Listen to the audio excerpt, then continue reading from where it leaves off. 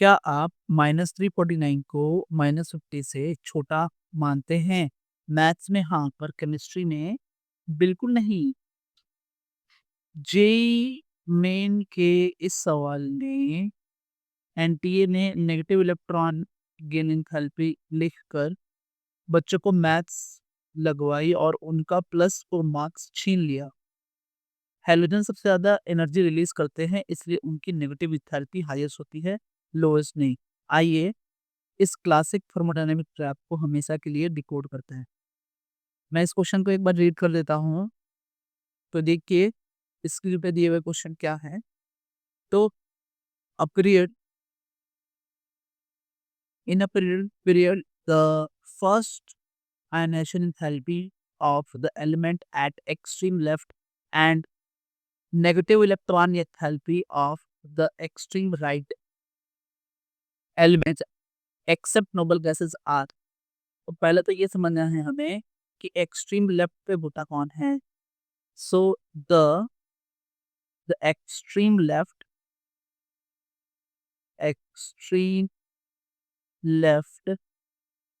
is occupied by group 1 alkali metals, alkali metals, ठीक है।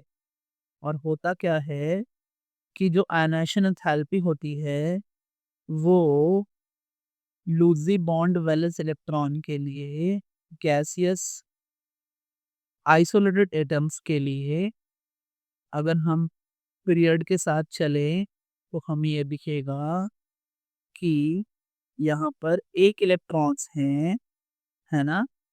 And मान लीजिए मैंने एक कोई पीरियड लिया, है ना। लिथियम, लिथियम के बाद beryllium, boron, carbon, nitrogen, oxygen, fluorine. तो क्योंकि इनका साइज सबसे बड़ा होता है इस पीरियड में, इनका साइज सबसे बड़ा होता है और effective nuclear charge acting on the outer most electron is the weakest, है ना। सो इफेक्टिव न्यूक्लियर चार्ज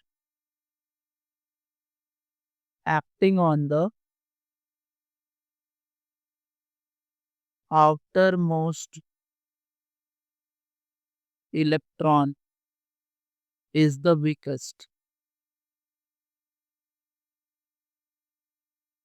और इसी वजह से जो फर्स्ट आयनाइजेशन एंथैल्पी है वो लोएस्ट होगी, इलेक्ट्रॉन इजीली रिमूव होगा, है ना।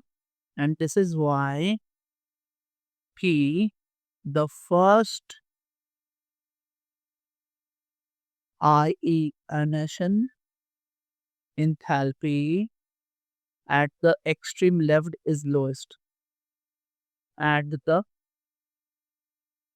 extreme, है ना, लेफ्ट इज लोएस्ट। ध्यान रखें, है ना। तो ये बातें हमें ध्यान रखनी होंगी। क्यों होता है ऐसा? साइज बहुत बड़ा होता है, और साइज बड़ा क्यों होता है?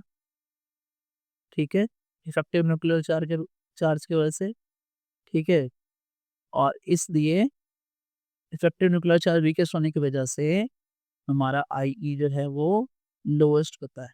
सो IE लोएस्ट, लोएस्ट, ठीक है। अब बात करते हैं हम हमारे एक्सट्रीम राइट के लिए, है ना।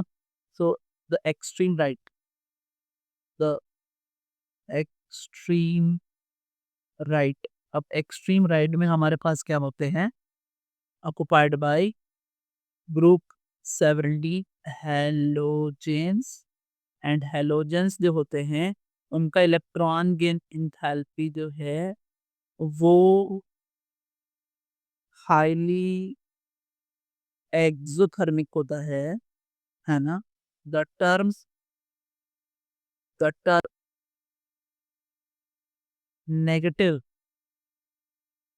Electron gain enthalpy gain enthalpy is point for exothermic process.